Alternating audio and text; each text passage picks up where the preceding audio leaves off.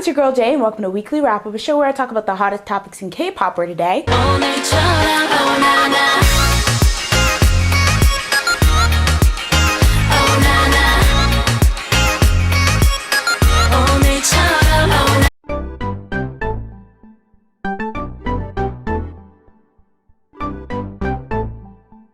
So ever since Jessica Jung left S Entertainment after her removal from SNSD, the question on everyone's mind was whether or not she'd get the JYJ treatment. Now, for those of you who are newer to K-pop, JYJ members Junsu, Yoo Chung, and Jaejoon used to be a part of SM group TVXQ. After a grueling, drawn-out lawsuit, JYJ split from SM and TVXQ and formed their own group. Now, despite the popularities of the members in the group, since JYJ's formation, they've always somewhat struggled with getting appearances, promoting on things like music and variety shows, and just in general things that would promote the group. This was later proven to be a result of SM Entertainment actually blacklisting the members throughout the Korean entertainment industry. Now, the reason why people feel as though Jessica's situation is completely different is due to the fact that even though her split with SNSD was pretty messy, she seemingly was able to leave SM Entertainment pretty easily. In the fact that she didn't have to go through the long drawn out lawsuit that JYJ did and even Tao, Chris, and Luhan did. So when she finally did debut as a solo artist, and just as expected, she wasn't able to promote on music shows or appear on very much variety shows. While many people blame this on SM, there were many people saying that why would SM care about what Jessica does? Well, it looks as though Jessica may have just confirmed that there is some foul play or shadiness behind this situation at a recent fan meet she held. During a Q&A segment during the fan meet where Jessica would read fans' questions off of post-it notes, one question that she selected led for a pretty awkward moment.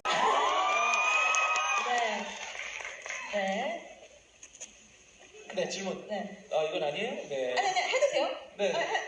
할까봐요? 하세요. 뭐. 네. 이거 먼저 하고 그러면. 네, 하세요. 그러면 제가 물어볼게요. 네. 우리 시카 공주님, 음악방송 출연해 주시면 안 돼요? 이해야 드림. 음악방송이? 네. 저도 음악방송 출연하고 싶어요. 네. 그렇게 얘기하면 알아들을까? 그러면? So as you can see, Jessica kind of alludes to there being a bigger reason behind the fact that she doesn't appear on music shows despite wanting to, and of course, who else would that be other than SM? Now, before I go on, I know that some of you who argue there's no SM involvement will bring up the JYJ law as proof as why it literally couldn't be SM. So let me just get that out of the way now. So the JYJ law was an amendment that was added to Korea's Broadcasting Act in 2015 and was basically aimed at preventing third parties from keeping certain acts off of television. In summary, the amendment prohibits broadcasting companies from preventing appearances of an individual or group on a show due to a third party's request that is unrelated to the production of a show, or due to a request that comes from a third party even after a certain individual or group has been legally cleared to appear on the show. If a broadcasting company violates this policy, the Korean Communications Commission can issue a corrective order or charge a fine up to 2% of the company's sales. Now, while this amendment sounds great in theory, it doesn't really mean anything in practice. I mean, just look at JYJ. When this amendment was passed, it's not like everything changed for them. A great example was earlier this year when Junsu of JYJ was awarded the Popularity Award at this year's Seoul Music Awards, but wasn't even invited to the event. It's just a situation where unless you have physical, undeniable proof that every individual time you're denied an opportunity, it's due to this third party, SM in this case, the producers or the people in charge of the show can simply say they just didn't want you on for whatever reason, because they're allowed to not put you on if they don't feel like it. So in my opinion, that law doesn't really bear any weight in this debate. Now, one interesting thing that I did see, which, just a disclaimer, this has not been proven, there's no proof of this, there's no receipts of this, it's just a theory speculation, is I saw some people playing with the idea that what if Jessica, in order to be able to terminate her contract with SM, agreed to not appearing on certain shows or certain programs for a certain amount of time. I mean, like I said, the split between Jessica and SM was pretty clean, like there was nothing anything. There was no bad words thrown. So it seemed like they had to come to some type of agreement. You know, if I was SM, after the whole fiasco that happened, when Jessica first exposed the fact that she was kicked out of SNSD, I would want to, like, I don't know, keep a close eye on her and make sure she doesn't go exposing anything else. The fact that they let her go so easily was quite surprising, but if she like exchanged something like this, I could see why there was no issue. But like I said before, that's just speculation. Like, we have no idea. And I mean, I don't know Jessica, I don't know the situation, but it seems kind of pointless to, you know, allude to that if you know you agreed to it. So that's my biggest reservation for like, taking that into consideration. But either way, I wish they would just leave her alone. And I wish SM would just leave all these old groups that left alone. I get it. They want to like assert their dominance to kind of like keep other people from going down the same path. Especially with JYJ, it's been a fresh 6 years. And for Jessica, it's been 2. So I really wish they would just like let it go and let her do whatever she wants. Because yes, Jessica's suffering, but like, you know, her fans didn't do anything except like her. So the fact that they're denied things that other idol groups fans get just makes me really sad. But regardless of where she's allowed to promote and where she isn't, I wish her a lot of success on her latest album. Moving on to a story that a lot of you guys requested. So this is kind of like a rated M for mature. So skip ahead to the next story if you know you don't want to hear more graphic things. I won't be showing any pictures obviously, but you know, here you go. Don't say it. If you're watching this with your mama, don't say I didn't tell you. So it all started when this video leaked online of this guy stripping and then masturbating on camera. Very mature content. Wasn't kidding. Now, what made this video spread like wildfire was the fact that the man in the video bore a striking resemblance to actor Seo Ha-joon. And as things began blowing up, Ha-joon actually set his social media account to private. Now, Ha-joon nor his company have made any public statements regarding the issue, and he's been carrying out his daily schedules, including a fan meet being held on December 17th. Now, if that's not crazy enough, there's been reports that apparently there's more videos like this out there that feature other actors, idols, and even gag men. So this has just started a mass hysteria of people trying to find the videos to watch them, trying to pinpoint who's exactly in which video and harassing them about it. For example, member of idol group Ajax was accused of being in one of the videos, and he eventually privated his Instagram. Actor Kim Min-suk, who's also being accused of being one of the men in these leaked videos, responded on Instagram saying, "People I know keep contacting me. A self-cam? Whether I film myself or something weird like that, do I have to sue? Get them.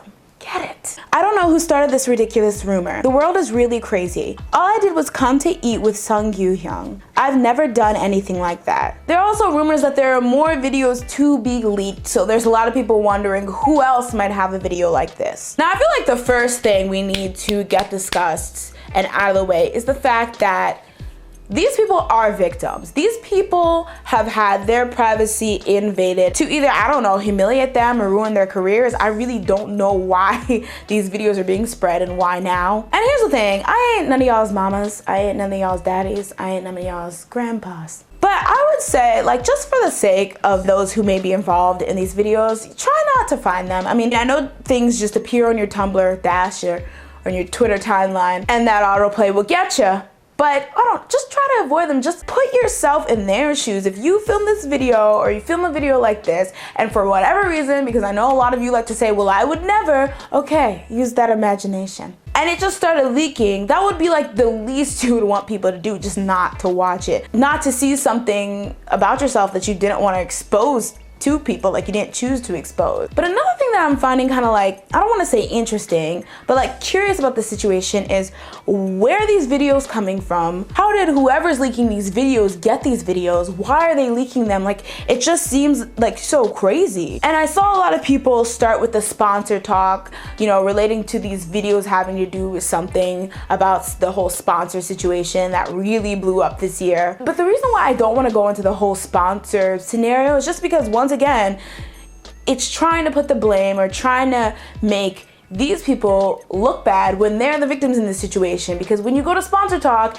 it's, oh, why did you have a sponsor in the first place? And why are you doing gross things like this? And why are you doing underhand and nasty and seedy things like this? And I don't think that should be the point of this situation at all. And some of y'all, you know, I just have to say it, some of y'all are being very, very sexist in the sense that, you know, if these were women, you want to be saying, let me see that dick. y'all would be in full force like, this is gross, they're being taken advantage of. I just hope, you know, no more videos come out, and I hope this situation can just be cleaned up soon, because it must be like so tormenting for the people who are in suspicion of being involved. So for the last story of the day, we have some K-variety news. So this week it was announced that actress Song Ji-hyo and singer Jong Kook would be officially leaving the variety show Running Man after 6 years. Now, when this story broke, it was reported by many media sites that this was a decision that was made after thorough discussion between the show and the departing parties. Then slowly but surely, it's come to light that Jong Kook and Song Ji-hyo may have actually been fired. One entertainment official told Daily Sports on the 14th that Running Man did not talk about member changes beforehand. About 2 weeks ago, there were some talks about a format change. The CP came to the set last week and mentioned it again, but did not say anything about a member change. During this process, Jong Kook was called on the 12th and was blindsided about his release. Song Ji-hyo heard about her release via news. Song Ji-hyo's label My Company stated, "We knew Running Man would undergo format changes from SBS,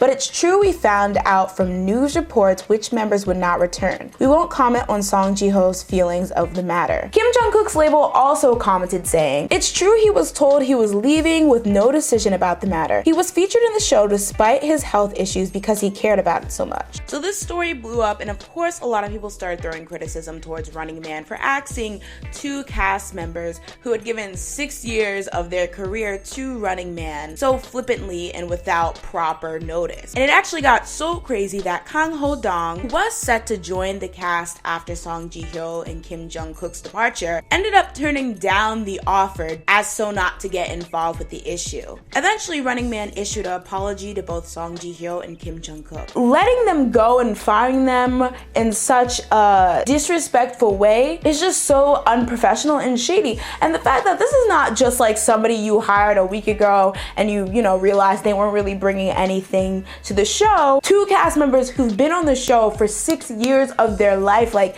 Running Man, just watching it sometimes, I get like tired, because I'm like, think about all the energy that it takes to do all these missions, go to all these places. Like, that's a lot of effort they have to put in. So for you to just like decide, well, girl, see ya, is just so rude and disrespectful in my opinion. But hey, that's just my opinion. As always, guys, I want to know yours. What do you think about the news that Song Ji-hyo and Jong Kook were blindsided about their departure announcements? Have you been following the sex leak scandals? What's your stance on people spreading and watching these videos? And where do you think these videos are coming from? And last but not least, do you agree with her statements Jessica basically confirmed that SM might be blocking her? Let me know down below. And before I go, I would like to announce the winner of the Going 17 album giveaway, which is, drumroll,